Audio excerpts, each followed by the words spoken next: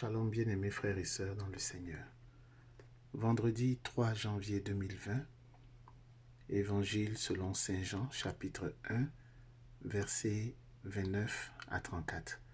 L'évangile de ce jour nous parle de Jean le Baptiste. Jean le Baptiste qui s'identifie d'abord comme celui qui baptise d'eau, c'est-à-dire le baptême de repentance, et identifie Jésus comme l'agneau de Dieu qui enlève le péché du monde.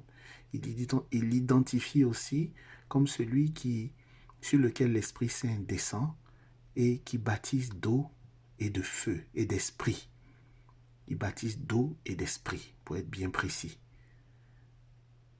C'est pourquoi il m'a semblé opportun et nécessaire de lire quelques paragraphes du catéchisme de l'Église catholique, tiré de la section consacrée spécialement aux fidèles laïcs que nous sommes.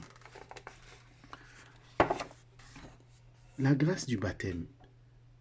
Les différents effets du baptême sont signifiés par les éléments sensibles du rite sacramentel. La plongée dans l'eau fait appel au symbolisme de la mort et de la purification, mais aussi de la régénération et du renouvellement.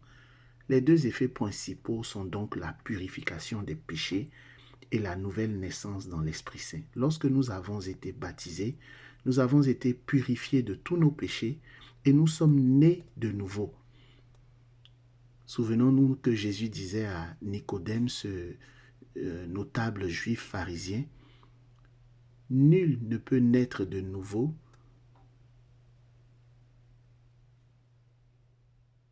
nul ne peut voir le royaume de Dieu s'il ne naît de nouveau. »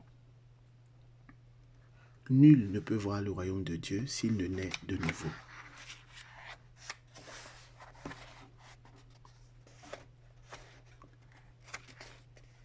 Les paragraphes 904 et 905, le Christ accomplit sa fonction prophétique non seulement par la hiérarchie, mais aussi par les laïcs dont il fait pour cela des témoins en les pourvoyant du sens de la foi et de la grâce de la parole.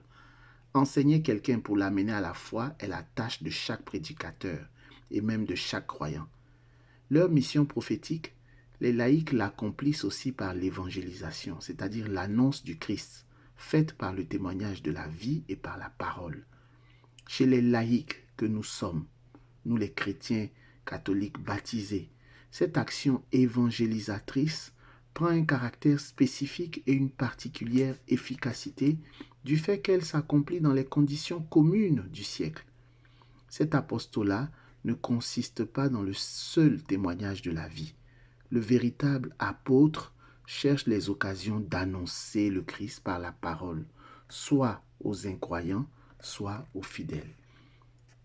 Bien-aimés frères et sœurs dans le Seigneur, la parole de Dieu est claire. La parole de Dieu nous invite à participer au sacerdoce royal et prophétique de notre Seigneur Jésus-Christ. L'enseignement de l'Église catholique s'appuie non seulement d'abord et avant tout sur la parole de Dieu, mais aussi sur la tradition et sur le magistère de l'Église. Ce sont les trois autorités qui fondent l'enseignement de l'Église. Bien-aimés, nous ne pouvons plus rester inactifs. Il nous faut trouver les moyens d'évangéliser, de permettre à la parole de continuer à courir dans le monde entier.